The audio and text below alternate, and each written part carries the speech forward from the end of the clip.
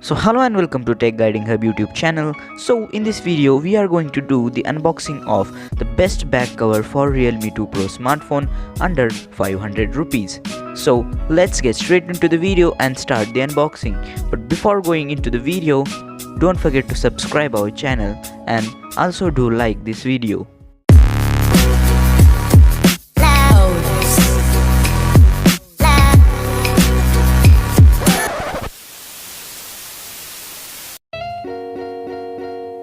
So friends, this is the box of the Realme 2 Pro's back cover which I have received from the Flipkart courier service. So I am just unboxing this Realme 2 Pro's back cover box. Here you can see all the details are written, and I just unwrap this box. Inside this there is another single box, and inside this box there is only the back cover. Let me see inside this. There is nothing inside this box, so we just go towards our back case. I ordered this back cover in red color, and you can see how the back cover looks in red color. So you can see that the finishing on this back cover is very nice. It has the velvety finish on it. The frame is made up of rubber and the back panel is made up of fiber.